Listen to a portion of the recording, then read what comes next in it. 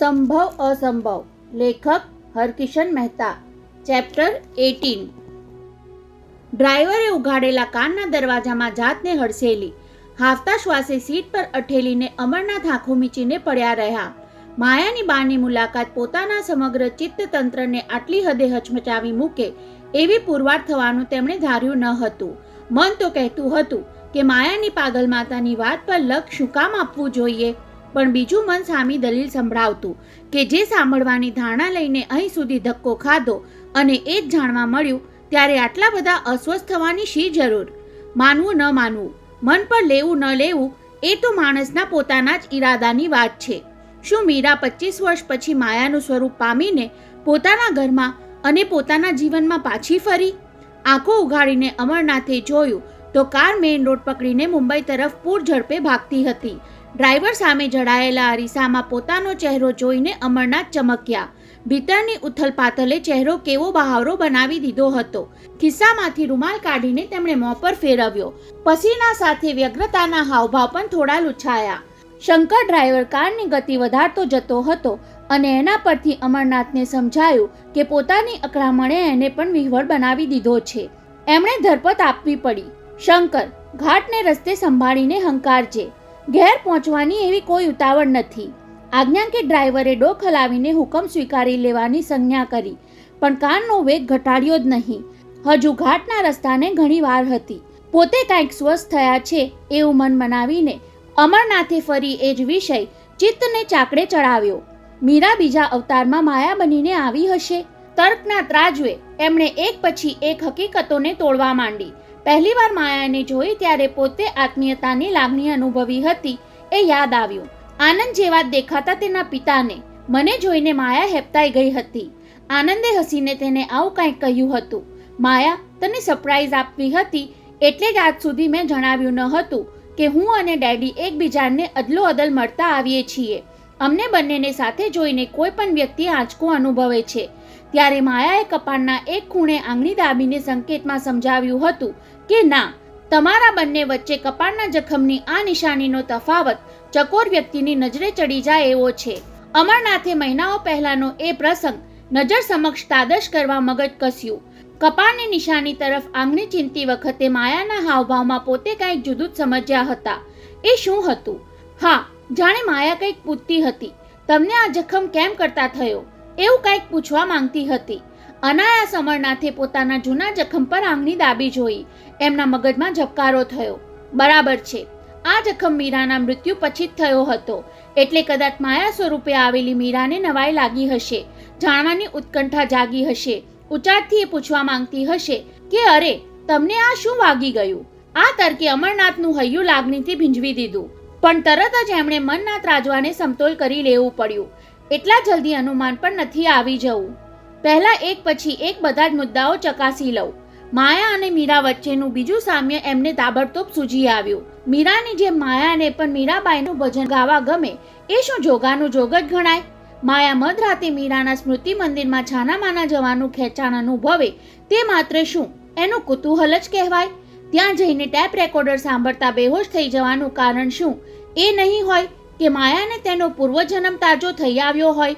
પોતે જેની પત્ની હતી તેની બીજા જન્મમાં પુત્રવધુ બનીને આવી છે અને જેને જન્મ આપીને મૃત્યુ પામી હતી તેની પત્ની તરીકે બીજો જન્મ લીધો છે. નહીં, એ સંભવ નથી. અમરનાથ જાત પરનો સંયમ ગુમાવીને બરાડી ઉઠ્યા અને ડ્રાઈવરે બ્રેકની ચીજ સાથે ગાડી થંભાવી દીધી. ત્યારે અમરનાથને ભાન થયું કે જાત સાથેનો ઝઘડો જીપ પર આવી ગયો હતો. લાઉડ થિંકિંગ વધુ પડતું લાઉડ બની ગયું હતું. મોટા શેઠ, તબિયત બરોબર નથી કે શું? શંકરે ઉચાટ સાથે પછવાડે ડોક ફેરવીને પૂછ્યું. થર્મોસમાંથી પાણી આપું?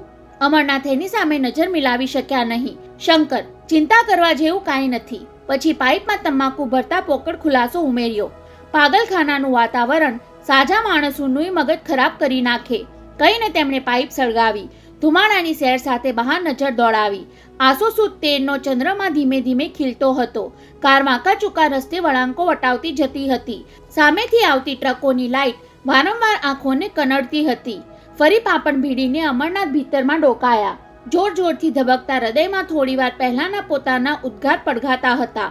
નહીં, એ સંભવ નથી. શબ્દો એના એ જ હતા. પણ અવાજ કેમ જુદો થતો જતો હતો? સમજમાં આવતા થોડી વાર લાગી. અરે, આ તો માયાનો તીણો ચિત્કાર! તરત જ અનુસંધાન જડી ગયું. બેશુદ્ધ માયા ભાનમાં આવી ત્યારે આવા જ શબ્દો બરાડી હતી. ત્યારે પોતાને એનો અર્થ સમજાયો ન હતો. હવે એનો ભેદ ઉઘાડો પડી ગયો. સ્મૃતિ મંદિરમાં બેશુદ્ધ બની ગઈ ત્યારે એનું ચિત્ત આના ચક્રાવે ચડેલું હશે. બીજા જન્મમાં પોતે એ જ ઘરમાં જુદા સ્વરૂપે અને જુદા સંબંધે પાછી આવી છે એવી અનુભૂતિથી માયા અકળાઈ ઉઠી હશે. તેને પણ આ અદ્ભુત ઘટના અસંભવ જેવી લાગી હશે, અથવા તો મારી જેમ એ પણ તેને સંભવિત માનવા નહીં માંગતી હોય. સંભવ અસંભવની આ માયાજાળમાં અમરનાથ વધુને વધુ જકડાતા ગયા. બેહોશીની ઘટના પછી માયાએ પોતાની સામે ક્યારેક મીરાની આત્મીયતાથી જોઈ લીધાનું યાદ આવ્યું. મંદિર ફરી બંધાવાના માયાના આગ્રહ પાછળ પણ પૂર્વજન્મનું અનુસંધાન કેમ ન હોય? એણે અગાઉ કદી ન જોયેલા મંદિરની ડિઝાઇન માયા આબેહૂબ ચિત્રી કેમ બતાવે? પછવાડેની બાજુએ ભીંતમાં જાળિયું કોતરવા સુધીની ઝીણવટ માત્ર કલ્પના કરવાથી કોઈને ન સૂજે. અરે, આનંદ સાથે પૂના જવા નીકળી ત્યારે એ મંદિરનું અસ્તિત્વ ન હોવા છતાં તેને ત્યાં ખેંચી જાય. મંદિરને બદલે તેનું ખંડેર જોઈને વિહવળ બની જાય. એના પર વીજળી પડી હતી એ જાણીને આઘાત અનુભવે અને પાગલમાને મળવા જવાનું પડતું મૂકી ઉદાસ જીવે પાછી ફરી જાય. એ બતાવે છે કે કલ્યાણના મંદિર સાથે પોતાને પૂર્વજન્મના ઘનિષ્ઠ સંબંધ હોવાના ભણકારા માયાને સંભળાયા હોવા જોઈએ. એક જોખમી વળાંક પાસે કારની બ્રેક દબાઈ. સામેથી આવતી ટ્રક સાથે તસુભાર માટે અથડામણ થતી રહી ગઈ. છતાં વિચારમાં ઊંડા ઉતરી ચૂકેલા અમરનાથે તેનો ખાસ પ્રત્યાઘાત ન અનુભવ્યો. જાણે જીવન મૃત્યુ કરતાંય આ સંભવ અસંભવની ઘટના તેમને વધુ મહત્વની લાગતી હતી. બીજી બધી વાત તો ઠીક, પણ દયાબહેને માયાની બાળપણના 2-3 દાખલા કહી સંભળાવ્યા એ શું સૂચવે છે? ઊંઘમાંથી ઝબકીને જાગી જવું, પોતાનું ઘર મહેલ જેવું મોટું હોવાની કલ્પના કરવી, ત્યાં જવા માટે જીદ પકડવી, નોકર ચાકરો અને મોટર ગાડીઓ હોવાની વાત ઉચ્ચારવી. અરે, આનંદના દાદા 2 ઘોડાની ગાડી રાખતા એ તો કદાચ આનંદ પણ નહીં જાણતો હોય. પ્રસૂતિ માટે જતી વખતે મીરા આનંદના દાદાને પગે લાગી ત્યારે સસરાએ તેને આશીર્વાદ આપતા કહ્યું હતું કે વહુ, તું મારા પૌત્રને લઈને પાછી ફરીશ ત્યારે બંગલાની પછવાડે એક મંદિર ચણાઈ ગયું હશે. એ જ વાત 4 વર્ષની અણસમજુ છોકરી હોવા છતાં માયા કહી કેમ શકે? બાળપણની તો ઠીક, પણ મેટ્રિક ભણતી માયા મહાલક્ષ્મીના મંદિર પાસેથી સમુદ્ર કિનારે ઊભેલા અમર મહેલ તરફ આંગળી ચીંધીને એની બાને કહે કે મારે સાસરે આવો જ મહેલ હશે. શું એ પૂર્વજન્મની તાજી થયેલી સ્મૃતિઓનો સંકેત ન ગણાય? પણ તો પછી માયા અમર મહેલમાં આવીને ક્યારેક કેમ બોલી નથી કે નાનપણથી જ મને મારા સાસરિયાની જાણ થઈ ગઈ હતી? શું એને એવો ભય હશે કે પોતે આવું બધું કહેશે તો ભેજા ગેપમાં ખપી જશે? કદાચ એમ પણ બને કે બાળપણની એ સ્મૃતિ એના મગજમાંથી ભૂસાઈ ગઈ હોય અને અમર મહેલના વાતાવરણમાં રહેવા માંડી ત્યાર પછી એ ભણકારા ફરી સંભળાવા લાગ્યા હોય અને સ્મૃતિ મંદિરમાં જઈને ધૂંધળી કલ્પના એકાએક સાકાર બની ગઈ હોય. અમરનાથને આ બધું વાગોળવું ગમતું હતું, પણ તેને પચાવી લેવું પાલવતું ન હતું. મંથન કરીને કંઈક તારવવું હતું, છતાં કંઈક નિર્ણય લઈ લેવાનું સાહસ ખેડવું ન હતું. આખરે પૂર્વજન્મ કે પુનર્જન્મ જેવું કાંઈ છે ખરું? શાસ્ત્રોમાં તેને સ્થાન અપાયું છે. છાપામાં આવી ઘટના ક્યારેક ચમકી જાય છે, પણ હજુ સુધી સચોટપણે એ પુરવાર ક્યાં થયું છે? ચિતા પર મૃતદેહ બળીને ભસ્મ થઈ ગયા પછી માનવીનું કાંઈ શેષ રહેતું નથી. સમગ્ર અસ્તિત્વ જ નાશ પામે. પછી જીવાઈ ચૂકેલા અવતારની સ્મૃતિ ટકી જ કેમ શકે? પણ શાસ્ત્રોમાં આત્માને અમર ગણાવ્યો છે, જે કદી દેખાતું નથી એવા કોઈક તત્વની હયાતીની હિમાયત કરવામાં આવી છે. આ જન્મના કર્મફળ આવતા જન્મમાં ભોગવવાનું કહેવાય છે. આ બધું જ શું વાહિયાત ગણવું? અમરનાથના હૃદય પર ભીસ વધવા લાગી. અચાનક જીવનમાં આ તે કેવી કટોકટી જાગી ગઈ. મીરા પ્રત્યેના અતૃપ્ત પ્રેમે પોતાને માયામાં મૃત પત્નીને જોવાની ઘેલછા લગાડી છે કે શું? પુત્રવધૂમાં પૂર્વજન્મની પત્નીનો અણસાર મેળવીને પોતે શું પ્રાપ્ત કરવા માંગે છે? સર્વનાશ સર્જી શકવાની શક્તિ ધરાવતા એક ભયાનક બોમ્બને પોતે હથેળીમાં શું કામ રમાડી રહ્યા છે? એ ફાટે તે પહેલા જ તેને ફગાવી દે અમરનાથ. તર્કની આ સંહાર લીલાને સંકેલી લે, નહીતર પિતા પુત્ર અને પુત્રવધૂના જીવન પર વીજળી પડશે અને પેલા મંદિરની જેમ 3 જિંદગીઓ ખંડેરમાં ફેરવાઈ જશે. ખંડેર! અમરનાથે વિચારને જોરદાર બ્રેક મારી. બહારમાં ખીલેલી ચાંદનીમાં જોયું તો હજુ કલ્યાણ આવ્યું ન હતું. ઘડિયાળમાં 10:15 વાગ્યા હતા. કલાકમાં ઘેર પહોંચી જઈશ. આનંદ માયા જાગતા હશે. ભીતર મચેલી ઉથલપાથલની ચહેરો ચાડી ખાઈ જશે. ક્યાં ગયા હતા એવી પૂછપરછ થશે. મન પૂરેપૂરું સ્વસ્થ થયા પહેલા માયા સાથે નજર મેળવવાથી મીરા પ્રત્યેની લાગણી ઉભરાઈ આવશે. એટલે ઘેર મોડા પહોંચવામાં સલામતી હતી. આ ચાંદની રાતે મંદિરના ખંડેર આસપાસ વીંટળાયેલી મીરાની યાદોનો સહારો માણી લઉં. શંકર, હવે પેલું ગરનાળું આવે છે ત્યાં રોકજે. એટલી વારમાં એમણે પાઇપ ભરી લીધી. ગમે તેવી કટોકટીનો સામનો કરવામાં ક્યારેય પાછું પગલું નહીં ભરનારા અમરનાથનો આત્મવિશ્વાસ દ્રઢ થવા લાગ્યો. આત્મા જેવું કાંઈ હોય તો પણ મીરા જેવી નારીનો પુણ્યાત્મા બીજા જન્મમાં કોઈ વિનાશ સર્જવા ન દે. કાર રોકાઈ એટલે તરત નીચે ઉતર્યા. સ્વસ્થપણે પાઇપ સળગાવી. ચાંદનીના અજવાળામાં ચોતરફ નજર ઘુમાવી. શંકર, રસ્તામાં ક્યાંય તું ચા પીવા રોકાયો નથી. પેલી હાટડીએ જઈને ચા નાસ્તો કરી આવ. ત્યાં સુધી હું ખુલ્લી હવામાં લટાર મારી લઉં. પાઇપમાંથી ધુમાડા છોડતા ધીમી ગતિએ પગ ઉપાડ્યા. પછી ઝાડીની પછવાડે પહોંચીને આપોઆપ એમની ચાલમાં અધીરાઈ આવવા લાગી. ડ્રાઈવર પોતાને આવા ખંડેરમાં રસ લેતા જોઈને શેઠનું આજે ચસકી ગયું લાગે છે એવું ન વિચારે એટલા પૂરતું પોતે સાવધ રહ્યા હતા. ઝરમર વર્ષાની જેમ આકાશમાંથી નીતરતી શીતળ ચાંદની, આછી આછી ઠંડક સાથે લહેરાતો પવન, ધીમે ધીમે ડોલતા ઝાડ પાન અને છેક છેવાડે માથા ટટ્ટા રાખીને ઊભેલા પહાડો વચ્ચે મંદિરનું આ ખંડેર કેટલું સજીવ લાગે છે. ઘડીભર તો એમને ભ્રમણા થઈ આવી કે ખંડેરે ફરી પાછું અસલ મંદિરનું સ્વરૂપ ધારણ કરી લીધું છે. એના ગુંબજ પર ધજા ફરતી હોય, ઘંટારવ થતા હોય. અરે, મીરાબાઈનું ભજન પણ સંભળાય છે. એ જ કંઠ, એ જ હલક, અવાજમાં એટલું જ મીઠું મધુર દર્દ, જાણે પોતાની મીરા ગાઈ રહી છે, પોતાને લોહચુંબકની જેમ ખેંચી રહી છે. એ આભાસના આધારે 25 વર્ષનો કાળ ઓળંગી જવા માંગતા હોય એટલી ઝડપે અમરનાથ ધસવા લાગ્યા. પણ નજીક પહોંચ્યા ત્યાં ભ્રમણા ભાંગી ગઈ.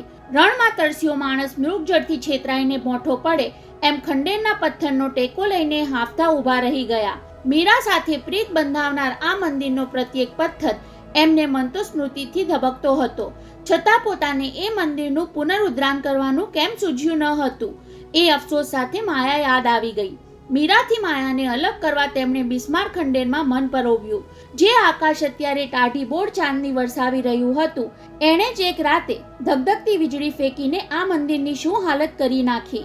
છતાં કોઈ મૃત્યુ પામ્યું નહીં. રાધાકૃષ્ણની મૂર્તિને પણ ઈજા થઈ નહીં.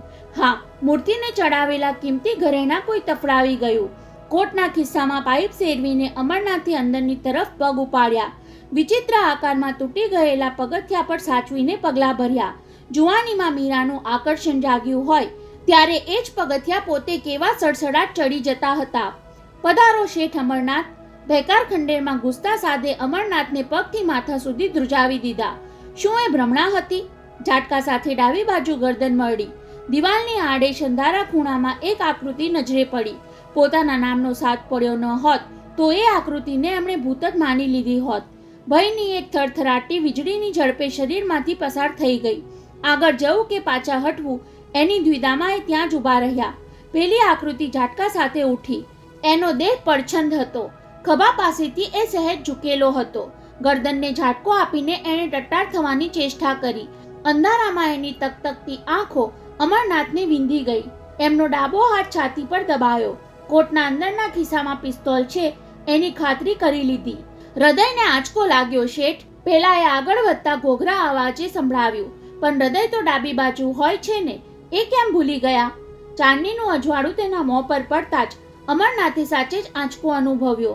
એનો કુરૂપ, કઠોળ અને કડો ચહેરો જોઈને અમરનાથના હૃદયમાં ભૂતકાળની કડવાશ ઉછળી આવી. એના કટાક્ષનો જવાબ પણ કડવો જ આપ્યો. મનમોહન, તું? તારા જેવા નિર્દય માણસને ક્યારે ખબર પડી કે હૃદય કઈ બાજુ હોય? મને તો હતું કે પીછાણ થતા વાર લાગશે, પણ પહેલી નજરે જ ઓળખી ગયા. એમ કહીને કાળી ચમકતી ધારદાર આંખોથી એ અમરનાથને તાકી રહ્યો.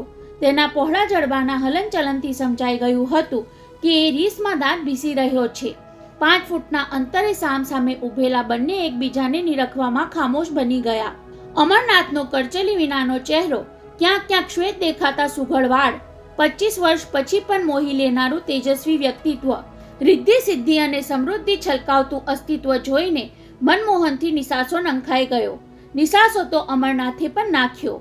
મનમોહનનો શીડીના ચાઠાવાળો ખરબચડો ચહેરો, અડધા કરતાં વધુ ધોળા થઈ ગયેલા જીથરા જેવા વાળ, 25 વર્ષની નિરાધાર પછી પણ હરામના હાડકા જેવો પડછન દેહ, દરિદ્ર અને કંગાલિયતના ખંડેર જેવું અસ્તિત્વ. જેલમાંથી ક્યારે છૂટ્યો મનમોહન? અરે, એ પણ તમને યાદ રહ્યું છે? જેલની મજૂરીથી ખડબચડી બની ગયેલી બંને હથેળી ઘસતો એ તુચકાર ભર્યું હસ્યો. છૂટીને આવ્યાને 4.5 વર્ષ થઈ ગયા શેઠ. અમરનાથ તેને નિરખતા રહ્યા. આના પ્રત્યે નફરત કરવી કે દયા ખાવી એ નક્કી ન કરી શક્યા. હિસાબ ગણો છો શેઠ? જરાય થડકો અનુભવ્યા વિના મનમોહને સંભળાવ્યું. 24 વર્ષ અગાઉ જેલમાં ગયો હોવા છતાં છૂટતા 20 વર્ષ કેમ લાગ્યા એનો તાણ મેળવો છો ને? અમરનાથે હકારમાં સહેજ ડોક હલાવી. બહુ સીધી વાત છે શેઠ. જન્મટીપની 20 વર્ષની સજામાં સારી ચાલ ચલગત તથા બીજી રજા બાદ કરીને 14-15 વર્ષે જેલવાળા છોડી મૂકે. પણ આપણી તો ચાલ પણ વાકી અને ચલગત પણ અકોણી. બહાર આવવાની કોઈ ઉતાવળ ન હતી. અંદર અવળા ધંધા કર્યા, બેસુમાર મારામારી કરી. એકવાર બીજા કેદી વચ્ચે ન પડ્યા હોત તો જેલરને એક કુહાડીથી વાઢી નાખ્યો હોત. એ બચી ગયો, નહીતર ફાંસીએ ચડી જાત. ભૂતની જેમ આ ભટકતા મનમોહનને છુટકારો મળી જાત. તિરસ્કાર નહીં પણ સહાનુભૂતિનો નિસાસો છોડતા અમરનાથથી પૂછાઈ ગયું, તને રતિભર પણ પસ્તાવો નથી થતો મનમોહન? પસ્તાવો? મનમોહનના હોઠ પહોળા થયા, આગલા દાંત ભીસાયા, આંખોમાં આગનો ભડકો લપક્યો. શેઠ, બીજાને શિખામણ આપવી બધાને ગમે છે. તમને તસુભર પસ્તાવો ક્યાં થયો? પસ્તાવો કરવા જેવું મેં કંઈ જ નથી કર્યું મનમોહન. તું ભ્રમણામાં જીવતો હતો. તમે શ્રીમંતો કરો એ પ્રેમ અને અમે મુફલિસ કરીએ એ ભ્રમ. મનમોહને તીખાશ ભર્યા અવાજે સંભળાવ્યું. તમે વચ્ચે ન આવ્યા હોત તો મંજુ મારી બની ગઈ હોત. સુખેથી હું એની સાથે સંસાર ભોગવતો હોત. મંજુ નહીં, મીરા. અમરનાથે સુધારો કરતા કહ્યું. મનમોહન, એક તરફી પ્રેમમાં રાચવું એ ભ્રમ જ કહેવાય. તું વિવિંગ માસ્ટરના હાથ નીચે મિલમાં કામ કરતો હતો. એ તને ઊંચે લાવવાની લાગણી દર્શાવતા હતા. બદલામાં તું એમના ઘરનું નાનું મોટું કામકાજ કરી આપતો.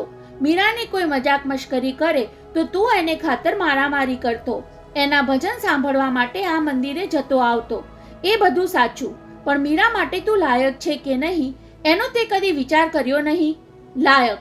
મનમોહનના હોઠ તુચકારમાં વંકાયા, પણ તરત જ ચહેરા પર ભાવ પલટાયા. ડોક સહેજ નમી ગઈ. હું એને લાયક બનવા માંગતો હતો.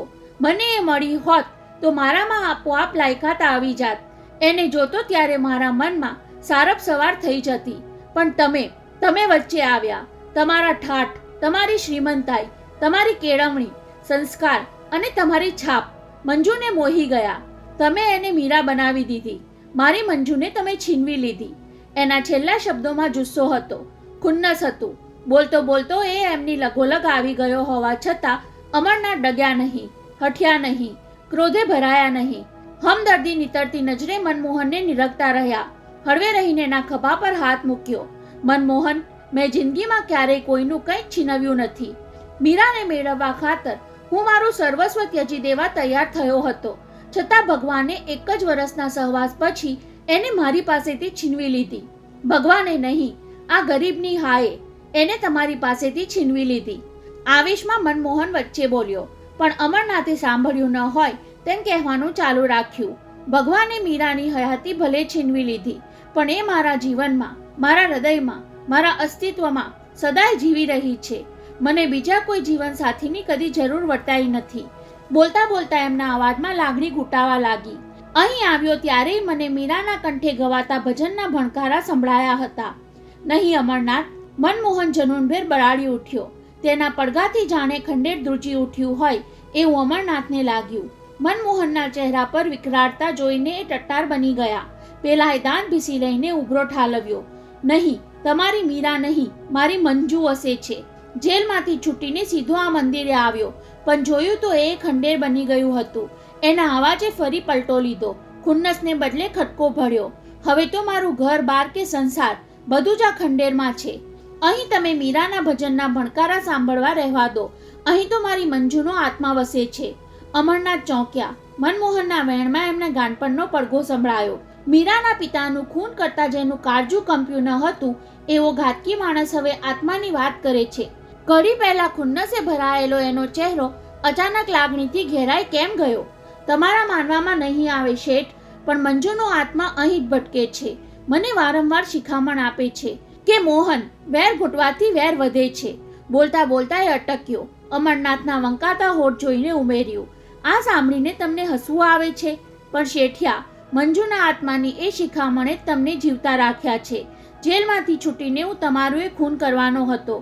અત્યારે તમારું ખૂન કરવાનો ઈરાદો જાગી રહ્યો છે. પણ શું મનમોહન? દૂર તમારી મોટર ઊભી રહી. તમને અહીં આવતા જોઈને મારી વેર વૃત્તિ સતેજ બની. જેલમાંથી છૂટીને તમારું કાટલું કાઢી નાખવા માટે ખરીદેલો જમૈયો મેં તૈયાર કર્યો, પણ ત્યાં મંજુના આત્માએ મને વાર્યો. નહીં મોહન, વેરથી વેર ઘૂંટાય છે. વાણીથી તારા મનનો ઉભરો ઠાલવી દે, દિલ હળવું થઈ જશે. બોલતા બોલતા કમરમાંથી તેણે જમૈયો કાઢ્યો. ચાંદનીના અજવાળામાં તેની ચળકતી ધાર અને તીક્ષ્ણ અણી જોતા જ અમરનાથનો હાથ કોટના જમણા ખિસ્સા પર દબાયો. મનમોહન હસ્યો. હવે સમજાયું કે જમણી છાતી પર તમે પહેલીવાર હાથ શું કામ દબાવ્યો હતો. શેઠ અમરનાથ, હથિયાર ચલાવવામાં તમે મોડા પડો એટલી બધી ચપળતા હું ધરાવું છું. તમારો હાથ જમણી બાજુ હશે ત્યાં જ મારા હથિયારે હૃદય વિંધી નાખ્યું હશે. બોલવાના આવેશ કરતાંય તેના ચહેરા પરનો ખુન્નસ અમરનાથને વધુ ખતરનાક લાગ્યું, પણ ભય કરતા ભાવનાથી જ આ માણસને વશ કરવાની ઠાવકાઈ એમને સૂઝી આવી. મનમોહન, મીરાનો આત્મા, અરે ભૂલ્યો, મંજુનો આત્મા તને બીજું શું કહે છે? શેઠ, એમ મારી અંગત વાત જાણી લેવાની ચાલાકી કરવી રહેવા દો. મનમોહનની મૂળભૂત અકોણાઈ પાછી આવી ગઈ. એટલું જાણી લો કે આ ખંડેર સાથે તમારે હવે કોઈ લેવા દેવા નથી. ફરી અહીં આવવાની હિંમત ન કરતા. હું મંજુના આત્માની ઉપરવટ થઈને તમારી છાતીમાં જમૈયો ભોંકી દઈશ. અમરનાથ કાંઈક કહેવા જતા હતા ત્યાં દૂરથી કોઈક આવતું હોય એવો પગલાંનો અવાજ સંભળાયો. મનમોહનને ખામોશ રહેવાની ઇશારત કરીને પડી ગયેલી ભીત પાછળથી ડોક્યું કરી જોયું ત્યારે અમરનાથને વાટ જોતા ડ્રાઈવરનું ભાન થયું. બહાર નીકળીને એમણે હાક મારી, હું આવું છું, તું જા. શેઠને હેમખેમ જોઈને થયેલી ધરપતની સાથોસાથ આવા ખંડેરમાં એ એકલા શું કરતા હશે એવી જિજ્ઞાસાના ભાવ પણ ડ્રાઈવરના ચહેરા પર દૂરથી એમને દેખાયા. શંકર પાછો ફરી ગયો ત્યાં સુધી રાહ જોઈને એ ખંડેરમાં પાછા આવ્યા. અત્યારે તો હું જાઉં છું, પણ ફરી ક્યારેક જરૂર આવીશ. એ સાંભળીને મનમોહનનો ચહેરો ઉગ્ર થતો દેખાયો એટલે ઉમેર્યું, તારી મનાઈ છતાં મારે વારંવાર અહીં આવવું પડશે. આજ ખંડેર પર ફરી હું હતું એવું મંદિર ચણાવવા માંગુ છું. એટલે હવે મારું ખંડેર જેવું આ ઘર પણ ચૂંટવી લેવા માંગો છો શેઠિયા? નહીં મનમોહન, મને પણ મીરાનો આત્મા મંદિરના પુનરુદ્ધાર માટે વારંવાર સૂચવ્યા કરે છે, કહીને ઝડપભેર ઉમેર્યું. પણ એમ કરવાથી તારો આધાર નહીં છીનવાય મનમોહન. મંદિરની મૂર્તિની સ્થાપના થયા પછી તારું સ્થાન અહીં જ રહેશે, જેથી દર્શન કરવા આવનાર મારી કંગાળ હાલત જોઈને મને ભીખ આપે. મનમોહને વિંધી નાખતી ઢબે કહ્યું, પણ અમરનાથે સ્વસ્થતા જાળવી રાખી. શું મંદિર કે શું માનવી, ધારીએ તો એના ખંડેરની કાયા પલટ જરૂર કરી શકાય. કહીને મનમોહનને બોલવાનો મોકો આપ્યા વિના અમરનાથે પીઠ ફેરવીને ચાલતી પકડી. એમણે પાછળ ફરીને એકે વાર જોયું નહીં, છતાં મનમોહનની ધારદાર નજર તેમની પીઠ પર ચોંટી રહી હોવાનું મહેસૂસ તો કર્યું જ. કાર સ્ટાર્ટ થયા પછી ત્રાંસી નજરે જોયું તો મનમોહન એકી ટશે પોતાને તાકતો ખંડેર પાસે ચાંદનીના અજવાળામાં જળની જેમ ઊભેલો દેખાયો. પોતાની જેમ ડ્રાઈવરે પણ એ જોયું ત્યારે પાઇપમાં તમાકુ ભરતા એમને સિફતથી ખુલાસો કરી દીધો. શંકર, તને તો જાણ નહીં હોય, અગાઉ અહીં રણિયામણું મંદિર હતું, તેના પર વીજળી પડી એથી ખંડેર બની ગયું. આપણે ફરી અહીં મંદિર ઊભું કરીએ છીએ. પછી પાઇપ સળગાવી લઈને ઉમેર્યું, ખંડેરમાં બિચારો એક મુફલીસ એવો માણસ વસે છે. હા મોટા શેઠ, મને ચાની હોટલવાળાએ કહ્યું કે તમારા શેઠ પછવાડે ગયા, પણ ત્યાં જેલ જઈ આવેલો એક ગુંડો પડ્યો પાથર્યો રહે છે. મને ચિંતા થઈ એટલે જ આપની પાછળ આવવું પડ્યું. મને તો એ ગુંડો ન લાગ્યો, દુઃખી દેખાયો, કહીને એમણે વાત આટોપી લીધી. મંદિર બંધાશે અને મૂર્તિ સ્થપાશે ત્યારે એ ગુંડો હશે તો એ સુધરી જશે. ત્યાર પછી કલ્યાણથી વરલીની સફરમાં અમરનાથ મનમોહનનું જ એક વાક્ય વાગોળતા રહ્યા, મંજુનો આત્મા આવીને શિખામણ આપે છે. તો શું મીરાનો આત્મા અહીં ભટકતો હતો? પણ તો પછી મીરાનો આત્મા માયાના સ્વરૂપે બીજો અવતાર કેમ લઈ શકે? બે સજ્જડ દલીલો સામસામી ટકરાઈ. થોડી વાર તો મનમોહનની વાત હસી કાઢવા જેવી લાગી. ત્યાં એક બીજો ઝબકારો થયો. કદાચ એવું હોય કે મીરાનો આત્મા અદ્રશ્ય થઈને માયાને બધું ચીનતો હોય. ફરી મંદિર ચણાવવાની પ્રેરણા માયાને મીરાના આત્માએ જ આપી હોય. મંદિરની ડિઝાઇન એની જ પ્રેરણાથી માયાએ ચિતરી હોય. કદાચ મીરાનો આત્મા માયાને નિમિત્ત બનાવીને પોતાની અતૃપ્ત ઈચ્છા પૂરી કરવા માંગતો હોય. અતૃપ્ત ઈચ્છા. એમના હૃદયમાં એ બે શબ્દો વારંવાર અફડાતા રહ્યા. મીરાની એવી કઈ ઈચ્છા અતૃપ્ત રહી ગઈ હશે? ભીતરમાંથી એનો જવાબ મળતા વાર ન લાગી. હા, છેલ્લા શ્વાસ લેતી વખતે મીરા ભલામણ કરતી ગઈ હતી, તમે બીજા લગ્ન નહીં કરો તો મારા જીવનની સદગતિ નહીં થાય. મને વચન આપો કે તમે ફરી પરણી જશો. અને અમરનાથના હૈયામાં સબાકો થયો. મેં એની સળગતી ચિતા સમક્ષ સંકલ્પ કર્યો હતો કે હું ફરી નહીં જ પરણું. શું એથી મીરાનો આત્મા મારા પર રૂઠ્યો હશે? મનમોહન જેવા મુફલિસને એનો આત્મા માર્ગદર્શન આપે, માયા જેવી અજાણી સ્ત્રીને પ્રેરણા આપે ને મને ક્યારેય મીરાના આત્માનો સાક્ષાત્કાર ન થાય, એ બને ખરું? નહીં, એ શક્ય નથી. તો પછી શક્ય શું છે? માયાની બાને મળીને મેન્ટલ હોસ્પિટલમાંથી બહાર નીકળ્યા ત્યારે અનુભવી હતી એવી જ ભીસ અમરનાથને વર્તાવા લાગી. ઘડીભર તો થયું કે પોતે પાગલ બની જશે, પણ અમરમહેલના પગથિયા પાસે શંકરે કાર થોભાવી અને પોતે વિચારની ભીસમાં દરવાજો ઉઘાડી નીકળ્યા ત્યાં જ નોકર સ્વામીએ ખબર આપ્યા, શેઠ સાહેબ, ડોક્ટર સાહેબે આપને હોસ્પિટલ બોલાવ્યા છે. હોસ્પિટલ? એમને ધ્રાસકો પડ્યો. કેમ, શું થયું? આનંદ અને માયા ક્યાં છે? એ બંને ત્યાં જ છે. નોકર સ્વામીએ શેઠના ચહેરાનો ગભરાટ પારખી જઈને દરપત આપવા ઉમેર્યું, નહીં નહીં, ચિંતા કરવા જેવું નથી. 9 વાગ્યે દેવદત્ત સાહેબનો ફોન આવ્યો હતો કે પેલા દર્દીનું ઓપરેશન થવાનું છે. ઓહ, થેન્ક ગોડ. નિરાંતનો શ્વાસ લેતા અમરનાથે પૂછ્યું, પણ હૃદય બદલવાના ઓપરેશન માટે બીજો પેશન્ટ કોણ મળ્યો? ત્યારે વૃદ્ધ નોકરે દાઢી ખંજવાળતા કહ્યું, શેઠ સાહેબ, મને પારકી ખબર નથી, પણ આનંદ શેઠ માયાબહેનને કહેતા હતા કે 18 વર્ષની છોકરીએ પેડર રોડ પર કોઈ મોટા શેઠને મોટર નીચે ચગદી નાખ્યા. વધુ સાંભળવા રોકાયા વિના ઝડપભેર અમરનાથ કારમાં બેસી ગયા. હોસ્પિટલ લઈ લે શંકર. થોડીવાર પહેલા એકની એક મથામણમાં અટવાતા એમના મગજમાંથી મીરા, માયા, મનમોહન, આત્મા અને પુનર્જન્મના તર્ક વિતર્ક તાબડતોડ વિખરાઈ ગયા.